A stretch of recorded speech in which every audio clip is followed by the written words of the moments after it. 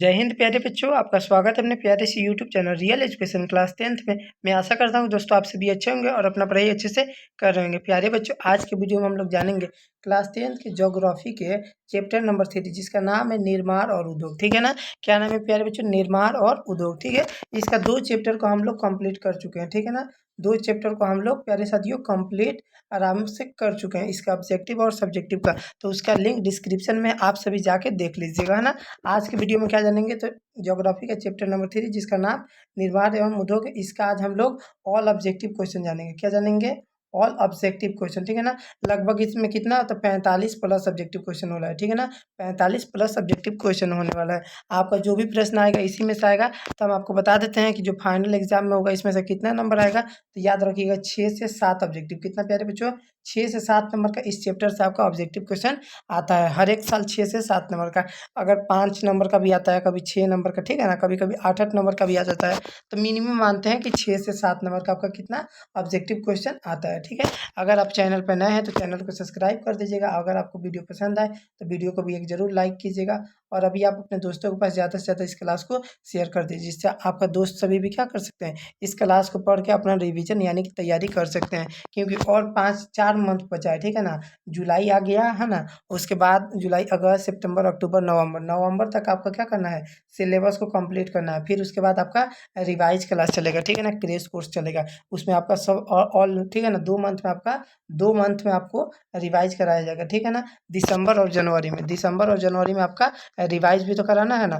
तो उसमें revision class, आपका रिवीजन क्लास चलेगा। ठीक है ना, रिवीजन क्लास याद रखिएगा दिसंबर के पहले चालू हो जाएगा नवंबर तक। ठीक है ना, 21 नवंबर तक आपका रिवीजन क्लास स्टार्ट हो जाएगा। ठीक है, तो आप सभी पढ़ाई पे एकदम मन लगा कर पढ़ाई कीजिए। कम से कम 5 से 6 घंटा अभी से ही पढ़िए। ठीक है ना, कम से कम 5 से 6 घंटा। और अगर आपके पास ज़्यादा टाइम बचता है और भी टाइम, तो 7-8 घंटा भी पढ़ सकते हैं। ठीक है ना, अच्छा से पढ़िए, हर एक चैप्टर को पढ़िए। कोई भी दिक्कत लगता है तो आप हमारे पास कांटेक्ट कर सकते हैं। ठीक है ना, इस नंबर पे देखिए, नंबर हम आपको लास्ट में देते हैं। ठीक है ना, लास्ट में बताएंगे। और इसका पीडीएफ नोट्स आपको लेना होगा ना, सभी की जानकारी आपको पीडीएफ नोट्स सभी कैसे मिलेगा, फ्री में बिल्कुल पीडीएफ नोट्स दिया जाएगा। तो ये जानकारी आपको सभी आपको इस वीडियो के लास्ट में बताई जाएगी। आइए सबसे पहले हम प्रश्नों को देख लेते हैं ना, क्योंकि हम लोग को प्रश्न से मतलब है, क्योंकि नंबर अच्छा लाना है 450 प्लस। तो सबसे पहले प्रश्नों को हम लोग याद करते हैं। देखिएगा, पहला प्रश्न आपका है, भारत में सबसे पहले स्थापित लोहा इस्पात कंपनी निम्नलिखित में से कौन सी है? जो भारत में सबसे पहले लोहा इस्पात कंपनी निम्नलिखित में से कौन सी है, पूछा गया है। तो याद रखिएगा कौन सी है। तो टाटा लोहा इस्पात कंपनी कौन सी है प्यारे साथियों? टाटा लोहा इस्पात कंपनी। ऑप्शन नंबर बी आपका सही जवाब हो जाएगा। अगला प्रश्न देखिएगा, 2 नंबर, निम्नलिखित में से कौन उद्योग कृषि पर आधारित नहीं है? उद्योग कृषि पर आधारित नहीं है, तो याद रखिएगा सीमेंट जो है ना, वो उद्योग कृषि पर क्या है, आधारित नहीं है। ठीक है ना, उद्योग कृषि पर सीमेंट क्या है, आधारित नहीं है। नेक्स्ट क्वेश्चन है 3 नंबर, निम्नलिखित में कौन सा उपभोक्ता उद्योग है? कौन सा उपभोक्ता का उद्योग है? तो चीनी हो जाएगा। क्या हो जाएगा प्यारे साथियों? चीनी क्या होता है? तो ये उपभोक्ता का क्या होता है, उद्योग होता है। ठीक है ना, तो चीनी आपका सही जवाब हो जाएगा। अगला प्रश्न है 4 नंबर, निम्नलिखित में से कौन छोटे पैमाने का उद्योग है? छोटे पैमाने बड़े पैमाने पर होता है, तो छोटे पैमाने का बात किया गया। क्या किया गया? छोटे पैमाने पर किस चीज़ का उद्योग किया जाता है? तो याद रखिएगा खिलौना का उद्योग क्या होता है, छोटा पैमाना होता है। क्या होता है? खिलौना का उद्योग छोटे पैमाने पर किया जाता है, जिसमें बहुत कम पैसा लगता है ना इसको स्टार्ट करने में, मतलब पैसा कम लगता है, 1-2 लाख में आपका शुरू हो जाता है। अगला प्रश्न है 5 नंबर, नेपाल त्रासदी में किस गैस का रिवास हुआ था? नेपाल त्रासदी में कौन से गैस का निर्माण हुआ था? तो याद रखिएगा मिथाइन आइसोसाइनेटाइड। ठीक है ना, मिथाइन आइसोसाइनाइड। ठीक है, ऑप्शन नंबर सी आपका सही जवाब हो जाएगा।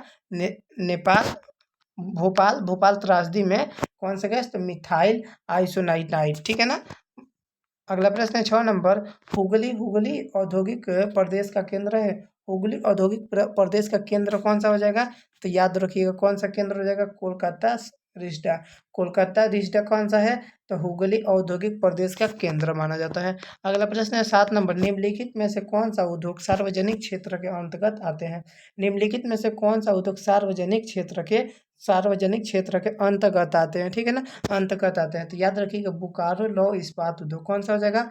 बोकारो लौह इस्पात उद्योग जो होते हैं वो क्या होते हैं, वो सार्वजनिक क्षेत्र के अंतर्गत आते हैं, सार्वजनिक। ठीक है ना। अगला प्रश्न है 8 नंबर, पहली आधुनिक सूती मिल मुंबई में स्थापित की गई थी। क्यों की गई थी, रीजन पूछा गया है क्यों किया गया था। जो पहली सूती मिल, याद रखिएगा, पहली सूती मिल कहाँ पे स्थापित की गई थी, तो मुंबई में, ठीक है ना। कहाँ पे प्यारे साथियों, तो मुंबई में किया गया था। ये तो एक पता चल गया आपका कि पहली सूती मिल आपको मुंबई में देखने को मिली थी, यानी कि स्थापित किया गया था। आखिर क्यों किया गया था, ये इस प्रश्न में आपको पूछ रहा है आखिर क्यों किया गया था, उसका रीजन क्या था। तो याद रखिएगा, मुंबई एक क्या है, पतन भी है। यह कपास उत्पादन करने के क्षेत्र में निकट है, मतलब उसमें कपास की खेती होती है। मुंबई में पूंजी की उपलब्धि थी, ठीक है ना। इसीलिए इनमें से सभी हो जाएगा, क्या हो जाएगा, इनमें से सभी, ऑप्शन नंबर डी हो जाएगा, ठीक है ना। चारों आंसर आपका, तीनों का तीनों सही जवाब है, तीनों के लिए आपका किया गया था। अगला प्रश्न है, सिंदरी कहाँ स्थित है। सिंदरी कहाँ पर स्थित है, तो सिंदरी याद रखिएगा झारखंड में। कहाँ पे प्यारे साथियों, सिंदरी है जो झारखंड में स्थित है। नेक्स्ट क्वेश्चन है 10 नंबर, चीनी उत्पादन में अग्रणी राज्य कौन है। मतलब चीनी उत्पाद करने के लिए सबसे ज़्यादा आगे राज्य कौन सा है, कौन सा है, उत्तर प्रदेश, यानी कि यूपी, ठीक है ना। उत्तर प्रदेश क्या है, हम लोग के सबसे ज़्यादा चीनी उत्पादित करने में सबसे आगे वाला राज्य। सबसे ज़्यादा चीनी कहाँ पर उत्पादित किया जाता है, तो उत्तर प्रदेश। एक दियरा नाम का गाँव है, ठीक है ना, उसी उधर उत्तर प्रदेश में क्या है, दियरा नाम का एक गाँव रहता है, ठीक है ना, दियरा नाम का। वहीं पे क्या किया जाता है, सबसे ज़्यादा ऊख की खेती की जाती है। नेक्स्ट क्वेश्चन 11 नंबर, इनमें से कौन सूती वस्त्र उत्पादन में सबसे आगे है। सूती वस्त्र उत्पादन में सबसे आगे कौन सा है, तो हम लोग जानते हैं कानपुर यानी कि वो भी क्या पड़ता है, उत्तर प्रदेश में ही पड़ता है, ठीक है ना। कानपुर भी उत्तर प्रदेश में ही पड़ता है। नेक्स्ट क्वेश्चन है आपका 12 नंबर, इनमें से कौन इस्पात केंद्र समुद्र के निकट है। इस्पात केंद्र समूह के निकट कौन सा है, तो याद रखिएगा भद्रावती। क्या है, भद्रावती क्या है, इस्पात केंद्र समूह के सबसे निकट है, ठीक है ना, पास है। अगला प्रश्न है 13 नंबर, बॉक्साइट का उपयोग किस किस उद्योग में होता है। बॉक्साइट का उपयोग जो है कौन से काम में किया जाता है, किसके लिए किया जाता है, तो याद रखिएगा एल्युमिनियम बनाने के लिए, ठीक है ना। एल्युमिनियम का जो बर्तन होता है उसमें बॉक्साइट का मिश्रण किया जाता है। प्रश्न संख्या 14 है, चना पत्थर का उपयोग किस उद्योग में होता है। चना पत्थर का उपयोग कौन से उद्योग में होता है, तो याद रखिएगा सीमेंट में। किसमें, सीमेंट के उद्योग में चना पत्थर का, ठीक है ना। जिससे क्या होता है, सीमेंट मजबूत होता है, ठीक है ना। जिसमें जितना ज़्यादा चना पत्थर का उपयोग होगा वो सीमेंट उतना ज़्यादा क्या होता है, मजबूत होता है, ठीक है ना, स्ट्रांग होता है। नेक्स्ट क्वेश्चन देखिएगा 15 नंबर, कि भारत में जूट के कितने कारखाने हैं। भारत में जूट के कितने कारखाने हैं, तो याद रखिएगा 77। कितना प्यारे साथियों, ये क्वेश्चन हम एक बार करा भी चुके थे, आपको बताए भी थे, ठीक है ना, सोशल साइंस ही पढ़ा रहे थे, तो आपको हम बताए थे भारत में जूट के कितने कारखाने हैं, तो 77, यानी कि 77 है ना, 77 जूट के कारखाने हैं। अगला प्रश्न देखिएगा 16 नंबर, अंगोरा ऊन किस राज्य के रो से बनाया जाता है। अंगोरा ऊन जो है कौन से राज्य के रो से बनाया जाता है, तो अंगोरा जो ऊन है वो कौन से जानवर के रो से, यानी कि कौन से जानवर के चमड़ा से बनाया जाता है, तो खरगोश। क्या हो जाएगा प्यारे साथियों, खरगोश के चमड़ा से क्या किया जाता है, खरगोश के चमड़ा से अंगोरा ऊन का निर्माण किया जाता है, ठीक है ना। अंगोरा ऊन का निर्माण किससे, तो खरगोश के चमड़े से किया जाता है। प्यारे साथियों, आपसे एक प्रश्न है, क्या आप लाइव में देखना चाहते हैं, लाइव क्लास करना चाहते हैं, लाइव क्लास क्या हमारे साथ आप लाइव में जुड़ना चाहते हैं, बताइएगा आप कमेंट करके, ठीक है ना। कमेंट करके बताइएगा कि क्या हम लाइव स्टार्ट अब करें लाइव, क्योंकि लाइव लेने का बहुत ज़्यादा अब मन कर रहा है, ठीक है ना। क्योंकि आप सभी जो भी हमारे फैमिली मेम्बर हैं, जो भी हमारे स्टूडेंट हैं, उन सभी से बातचीत भी होगी, है ना। और पढ़ाई एकदम बेहतरीन लाइव क्लास में, आपको जानते हैं 2-2 घंटा 4-4 घंटा का एकदम रोज़ आपको 2-2 घंटा 4-4 घंटा क्लास करेगा, ठीक है ना। जब आपका एग्जाम के टाइम आ जाएगा ना, जब सिलेबस खत्म कर देंगे ना, तो 6-6 घंटा का आपका क्लास चला जाएगा, ठीक है ना। 6-6 घंटा का क्लास आपको लाइव क्लास में देखने को मिलेगा, ठीक है ना। तो आप कमेंट करके बताइएगा प्लीज़ दोस्तों, कमेंट कीजिएगा आप कि क्या हम लाइव क्लास करें, लाइव क्लास से स्टार्ट किया जाए, बताइएगा ठीक है ना, कि लाइव क्लास से स्टार्ट किया जाए कि नहीं, अभी किया जाए कि नहीं, ठीक है ना। आप ज़रूर से कमेंट करके बताइएगा। अगला प्रश्न देखिएगा 17 नंबर, कि पश्मीना ऊन किस जानवर से बनाया जाता है। अब पश्मीना ऊन के बारे में बात किया गया है, तो पश्मीना ऊन जो होता है वो भेड़ के, ठीक है ना, भेड़ के खाल से बनाया जाता है। अगला प्रश्न 18 नंबर, भारत में भारत में तांबा गलाने का आधुनिक कारखाना कहाँ सबसे पहले कहाँ खुला था? भारत में जो तांबा गलाने का सबसे पहले जो कारखाना खुला था वो कहाँ पे खुला था? तो घाटशिला में। कहाँ पे? घाटशिला में। ऑप्शन नंबर सी याद रखिएगा, सही जवाब हो जाएगा। अगला प्रश्न है 19 नंबर, कहाँ का रेलवे वर्कशॉप एशिया से सबसे पुराना है? कहाँ का रेलवे का वर्कशॉप जो है एशिया से भी क्या है? पुराना है। तो याद रखिए कहाँ पे? तो जमालपुर, ठीक है ना। जमालपुर कहाँ पे पड़ता है? तो पंजाब में। कहाँ पे पड़ता है प्यारे साथियों? पंजाब में, ठीक है ना। जमालपुर जो है ये पंजाब में, ठीक है ना, पंजाब में पड़ता है। अगला प्रश्न देखिएगा 20 नंबर, भारत का कौन सा नगर इलेक्ट्रॉनिक उद्योग का राजधानी है? इलेक्ट्रॉनिक उद्योग का क्या है? राजधानी है। पूछा गया भारत का कौन सा नगर इलेक्ट्रॉनिक उद्योग का क्या है? राजधानी है। तो याद रखिएगा बेंगलोर। कौन सा हो जाएगा प्यारे बच्चों? बेंगलोर क्या है? ये इलेक्ट्रॉनिक उद्योग का राजधानी है, ठीक है ना। अगला प्रश्न देखिएगा 21 नंबर कि बेंगलोर किस राज्य में है? बेंगलोर जो है कौन से राज्य में है? तो बेंगलोर कौन से? कर्नाटका में है, ठीक है ना, कर्नाटक है ना। कर्नाटक में क्या है? बेंगलोर है, ठीक है। अगला प्रश्न देखिएगा 22 नंबर, भारत में पहला उर्वरक संयंत्र कहाँ पर स्थापित किया गया था? भारत में पहला उर्वरक संयंत्र कहाँ पर स्थापित किया गया था? मैंने कौन सी जगह में उसका निर्माण किया गया था? तो याद रखिएगा रानीपेट। कहाँ पे? रानीपेट एक जगह का नाम है, वहीं पे क्या किया गया था? तो भारत का पहला उर्वरक संयंत्र स्थापित किया गया था। नेक्स्ट क्वेश्चन देखिएगा 23 नंबर की हिंदुस्तान एरोनॉटिक इंडिया लिमिटेड कहाँ पर स्थित है? हिंदुस्तान एरोनॉटिक इंडिया लिमिटेड कहाँ पर स्थित है? तो क्या हो जाएगा आपका? सही जवाब हो जाएगा बेंगलोर में। कहाँ पे?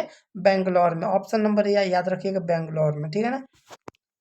अगला प्रश्न है 24 नंबर, दम घोटू गैस निम्नलिखित में से किसे कहा जाता है?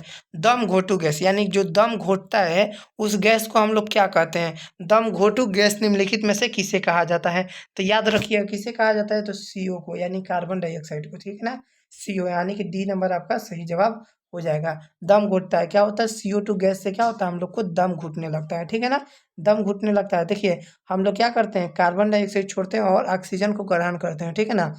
जब आप पेड़ के या फिर जब आप अपना ढक दीजिएगा, मुंह ढक के सोइएगा ना, तो क्या होगा कि कार्बन डाइऑक्साइड छोड़िएगा और फिर कार्बन डाइऑक्साइड क्या कीजिएगा? ग्रहण कीजिएगा, ठीक है ना। क्योंकि उस मतलब कमरे में से क्या होगा? बाहर तो निकलेगा नहीं कार्बन डाइऑक्साइड और ना ऑक्सीजन आएगा आपके पास। तो क्या होगा? सिर्फ आप कार्बन डाइऑक्साइड छोड़िएगा और कार्बन डाइऑक्साइड ग्रहण कीजिएगा, लीजिएगा, तो उससे क्या हो जाएगा? आपका दम घुटने लगेगा, ठीक है ना। तो इसीलिए कहा जाता है जो कार्बन डाइऑक्साइड गैस होता है वो दम घुटने का कारण होता है, ठीक है ना। कार्बन डाइऑक्साइड दम घुटता है। तो इसलिए हमें एकदम शुद्ध ऑक्सीजन लेना चाहिए, सुबह में टहलना चाहिए, ठीक है ना। और जो भी सूर्य के प्रकाश से विटामिन डी मिलता है उसको ग्रहण करना चाहिए, ठीक है। अगला प्रश्न देखिएगा 25 नंबर, ठीक है। सलेम किस राज्य में? सलेम, ठीक है ना। सलेम कौन से राज्य में है? तो सलेम कौन से? तमिलनाडु में। कहाँ पे प्यारे बच्चों?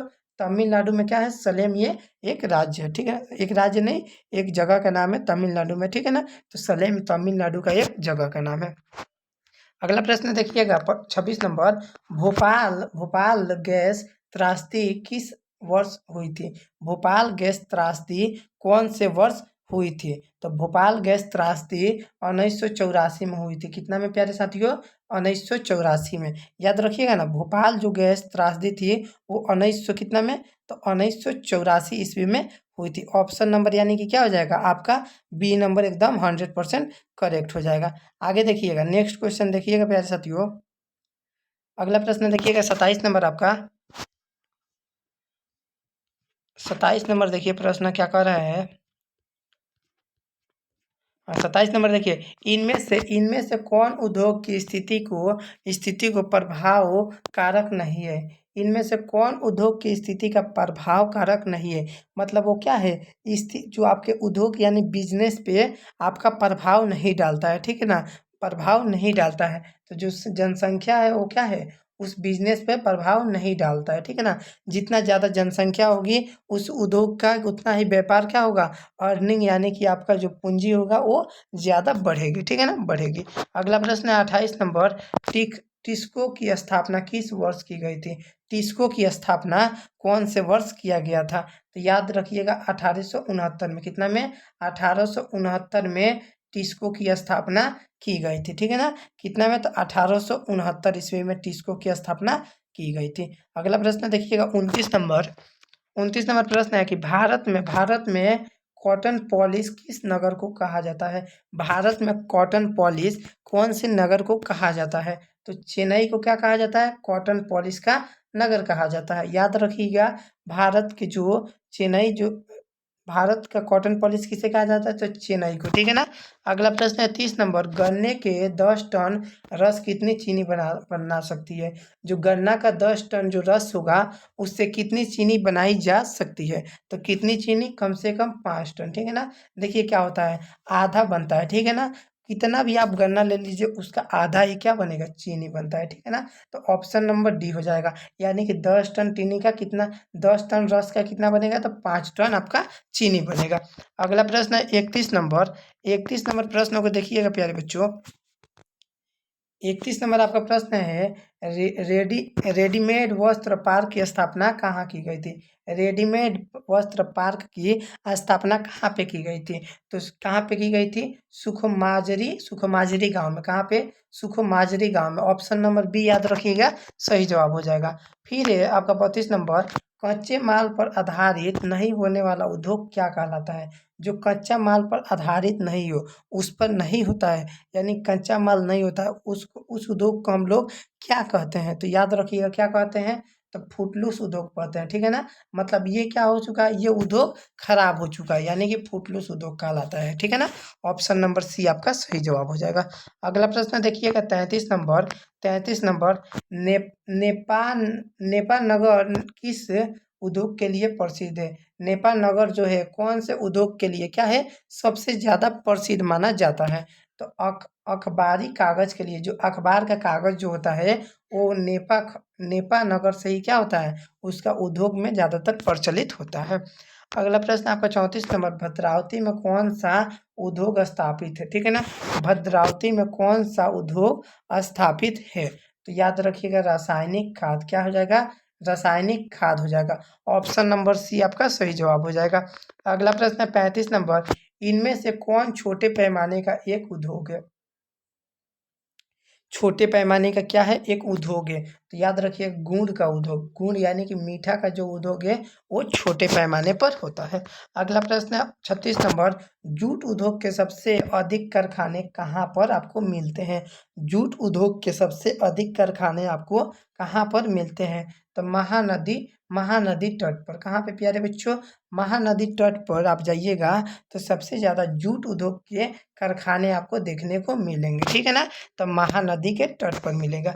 अगला प्रश्न है 37 नंबर, बिहार राज्य के किस क्षेत्र में चीनी की अभी क्षेत्र में चीनी का अधिकतर मिलें स्थापित है? अधिकतर मिलें स्थापित है, तो याद रखिएगा पटना शहर, ठीक है ना।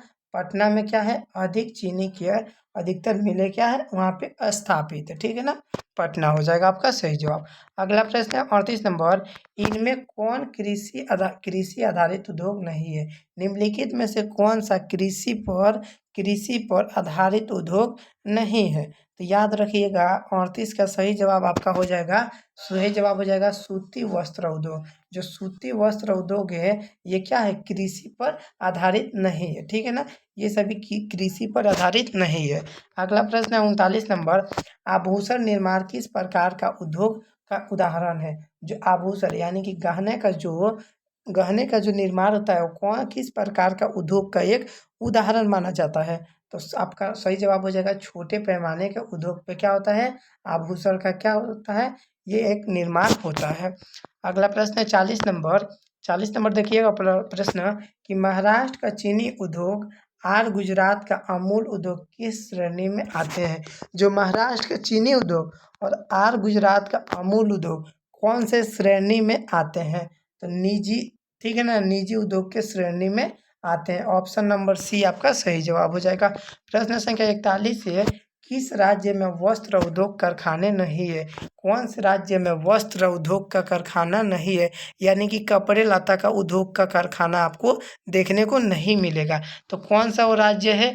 तो उस राज्य का नाम है छत्तीसगढ़। क्या है? तो याद रखिएगा, छत्तीसगढ़ एक ऐसा राज्य है जहाँ पे आपको वस्त्र उद्योग के कारखाने नहीं मिलेंगे। यानी कि छत्तीसगढ़ में कपड़ा का उद्योग का यानी कि निर्माण नहीं किया जाता है, ठीक है ना। कपड़ा उद्योग मतलब छत्तीसगढ़ में आपको कपड़ा बनाने वाला कोई भी कारखाना नहीं दिखेगा।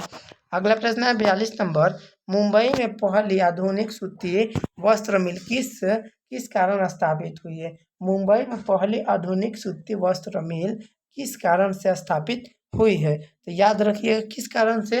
तो देखिएगा, बंदरगाह की सुविधा के लिए भी, कपास निकट के उपलब्धता के लिए भी, फिर पूंजी उपलब्धता के लिए भी, यानी कि इनमें से सभी कारण के लिए क्या किया गया था, तो मुंबई में पहली आधुनिक सूती मिल का स्थापना किया गया था, ठीक है ना। इन सभी के लिए सूती मिल की स्थापना किया गया था। अगला प्रश्न है 43 नंबर, हुगली औद्योगिक क्षेत्र का विस्तार है। हुगली औद्योगिक औद्योगिक क्षेत्र का क्या है, विस्तार है, यानी कि फैला हुआ है। तो याद रखिएगा बांसबेरिया बिड़ला नगर, ठीक है ना। बांसबेरिया बिड़ला नगर में क्या है, हुगली औद्योगिक क्षेत्र का सबसे ज़्यादा विस्तार है, यानी कि ये सबसे ज़्यादा वहाँ पे क्या हुआ, फैला हुआ है। अगला प्रश्न है आपका 44 नंबर, सा सार्वजनिक सार्वजनिक क्षेत्र के अंतर्गत शामिल कारखाना कौन सा है। सार्वजनिक क्षेत्र के अंतर्गत, ठीक है ना। सार्वजनिक क्षेत्र के अंतर्गत जो कारखाना आपका शामिल है उस कारखाने का क्या नाम है। तो याद रखिएगा बोकारो लौह इस्पात, क्या हो जाएगा, बोकारो लौह इस्पात। आपका ऑप्शन नंबर बी आपका सही जवाब हो जाएगा। अगला प्रश्न है 45 नंबर, निम्नलिखित में कौन सा उपभोक्ता उद्योग है। निम्नलिखित में कौन सा उपभोक्ता का क्या है, उद्योग है। तो 45 का सही जवाब हो जाएगा चीनी उद्योग। क्या होता है, तो यह एक उपभोक्ता का उद्योग कहलाता है। ऑप्शन नंबर सी याद रखिएगा सही जवाब हो जाएगा। प्रश्न संख्या 46 है, किस गैस के रिसाव से भोपाल गैस त्रासदी हुई थी। किस गैस के रिसाव से भोपाल गैस त्रासदी हुई थी। तो याद रखिएगा मेथिल आइसोसाइनेट, ठीक है ना। मेथिल आइसोसाइनेट जो गैस से क्या हुई थी, तो भोपाल गैस त्रासदी हुई थी, ठीक है ना। भोपाल गैस त्रासदी हुई थी। ऑप्शन नंबर डी आपका सही जवाब हो जाएगा। अगला प्रश्न है 47 नंबर, भारत में आधुनिक औद्योगिक विकास का आरंभ किस उद्योग में हुआ था। भारत में आधुनिक आधुनिक औद्योगिक विकास का आरंभ जो हुआ था वो किस उद्योग से हुआ था, कौन से उद्योग से हुआ था। तो याद रखिएगा सूती उद्योग से, क्या, सूती के कपड़ों का उद्योग से इसका आरंभ हुआ था। तो 47 का सही जवाब हो जाएगा आपका ऑप्शन नंबर ए, ठीक है ना।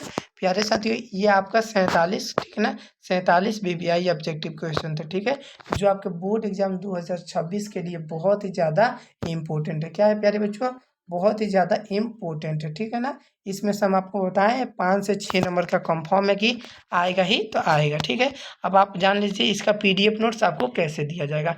आपको इसका पीडीएफ नोट्स कैसे मिलेगा, तो आपको सबसे पहले इस वीडियो को लाइक कर देना है, ठीक है ना। और चैनल पे नए हैं तो चैनल को सब्सक्राइब करके अपने दोस्तों के पास इस क्लास को ज़्यादा से ज़्यादा शेयर कर दीजिएगा, ठीक है ना। आपको ये तीनों क्राइटेरिया सबसे पहले कंप्लीट करना है। क्या करना है, सबसे पहले लाइक करना है, फिर चैनल पर नए होंगे तो चैनल को सब्सक्राइब कर दीजिएगा। उसके बाद अपने दोस्तों के पास इस वीडियो को क्या करना है, ज़्यादा से ज़्यादा मात्रा में आपको शेयर करना है, ठीक है ना। ये आपको तीनों काम कर लेना है, ठीक है। उसके बाद आपको क्या करना है, इसी वीडियो का आपको डिस्क्रिप्शन बॉक्स को चेक करना है, डिस्क्रिप्शन, ठीक है ना। डिस्क्रिप्शन बॉक्स को आपको चेक करना है। आप जैसे ही डिस्क्रिप्शन बॉक्स को चेक कीजिएगा या फिर खोलिएगा तो आपको क्या मिलेगा, एक व्हाट्सअप ग्रुप का लिंक मिलेगा। क्या मिलेगा, एक व्हाट्सअप ग्रुप का आपको लिंक मिलेगा, ठीक है ना। आपको फ्री व्हाट्सअप ग्रुप के लिंक पे बस क्या करना है, क्लिक करके ज्वाइन हो जाना है, ठीक है ना। ज्वाइन आप जैसे ही होइएगा तो हमारे पास मैसेज आएगा, ठीक है ना, कि एक्सेप्ट करने को। हम वहाँ से आपको एक्सेप्ट कर लेंगे। उसके बाद आपको पीडीएफ नोट्स क्या हो जाएगा, मिल जाएगा, ठीक है ना। उसके बाद आपको पीडीएफ नोट्स मिल जाएगा। बहुत ही सिंपल प्रोसेस है, ठीक है ना। सबसे पहले आपको इस वीडियो को लाइक कर देना है, फिर सब्सक्राइब करके अपने दोस्तों के पास क्या कर देना है, शेयर कर देना है। शेयर कीजिएगा। उसके बाद आपको जाना है डिस्क्रिप्शन बॉक्स में, फिर आपको व्हाट्सएप ग्रुप के लिंक पे, ठीक है ना, व्हाट्सएप ग्रुप के लिंक पे क्लिक करके उसको ग्रुप में ज्वाइन हो जाना है। उसके बाद आपको पीडीएफ नोट्स आसानी से मिल जाएगा। और जब आपको पीडीएफ नोट्स व्हाट्सएप ग्रुप में मिलेगा तो आपको डाउनलोड करके क्या करना है, सेव कर लेना है। डाउनलोड वाले बटन पे आपको क्या करना है, क्लिक करके अपने मोबाइल डिवाइस में सेव कर लेना है उसको। फिर जब भी आपका अगर ज़रूरत पड़ता है तो आप उसको क्या कर सकते हैं, पढ़ सकते हैं, ठीक है ना। पढ़ सकते हैं। अगर आपको कोई भी दिक्कत भी लगता है तो आप इस नंबर पे कॉल कर सकते हैं या फिर मैसेज 85 398 71 728, ठीक है ना। 85 398 71 728। देखिए सबसे पहले तो आपको क्या करना पड़ता है, देखिए आपके मैसेज का रिप्लाई तभी दिया जाएगा, आपको सबसे पहले अपना क्लास बताना है और उसके बाद अपना नाम, सबसे पहले अपना नाम, फिर बताना है क्लास, उसके बाद आप कौन से ज़िले से हैं, कहाँ से, आपका लोकेशन क्या है, ठीक है ना, एड्रेस क्या है, आपको तीनों चीज़ बताना है, ठीक है ना। 3 चीज़ क्या क्या बताना है, तो नेम बताना है, आपको सबसे पहले नाम बताना है, फिर आपका एड्रेस बताना है, एड्रेस के बाद आप कौन से क्लास से हैं, ठीक है ना। क्लास वाइज भी क्या होगा, आपका सोल्यूशन हो जाएगा। आप किसी भी क्लास में हो, 10th 12th इंटर 8 7 9th किसी भी क्लास में, ठीक है ना, किसी भी प्राइमरी में हो या फिर हाई स्कूल में हो या फिर 9th 10th किसी में भी हो, आपका सोल्यूशन दिया जाएगा, ठीक है। आप ये तीनों क्राइटेरिया को फॉलो कीजिएगा तभी आपका सोल्यूशन दिया जाएगा, अन्यथा नहीं। तो आप सभी अपना पहले भी जब भी आप बताते हैं तो अपना सबसे पहले नाम बताइएगा, फिर एड्रेस बताइएगा कि सर मैं यहाँ से हूँ और मैं इस क्लास में हूँ, फिर उसके बाद अपना जो भी आपको डाउट है उसको आप पूछ सकते हैं, फिर आपका सोल्यूशन एकदम 100% हो जाएगा, ठीक है ना। तो आपको पता चल गया कि पीडीएफ नोट्स कैसे मिलेगा, ठीक है प्यारे साथियों। तो इसका देखिए ऑब्जेक्टिव क्वेश्चन तो आज हो गया, ठीक है ना, इसका ऑब्जेक्टिव क्वेश्चन हो गया। कल हम पूरा कोशिश करेंगे कि इसका सब्जेक्टिव क्वेश्चन भी क्या हो जाए, जल्द से जल्द आ जाए, कल भी क्या हो जाए, जल्द। तो देखिए 10th क्लास का जो वीडियो हम डालते हैं वो 6 बजे डालते हैं, 6 PM में, कितना प्यारे साथियों, 6 PM। PM का मतलब क्या होता है, शाम में 12 बजे, 12 बजे दोपहर, दोपहर से 12 बजे क्या जो बाद आता है वो शाम, सुबह में जो होता है वो AM होता है, शाम वाला PM। तो 6 बजे 6 PM में आपका क्या हो जाता है, 6 बज के एकदम राइट 6 बजे आपका क्या हो जाता है, एकदम क्लास आपका चालू हो जाता है, ठीक है ना। 6 बजे तक आपको क्या हो जाना है, यूट्यूब चैनल पे आ जाना है। चैनल का क्या नाम है, तो real education, real education, real education search कीजिएगा, class class 10th, real education class 10th, ठीक है ना। ये आपका चैनल का नाम है, रियल एजुकेशन क्लास 10th। आप सर्च करके चैनल पे आ जाइएगा, 6 बजे एकदम आपको हर एक दिन न्यू टॉपिक पे आपको एक वीडियो मिल जाएगा। तो ठीक है प्यारे साथियों, मिलते हैं एक नए वीडियो में, तब तक के लिए जय हिंद, वंदे मातरम।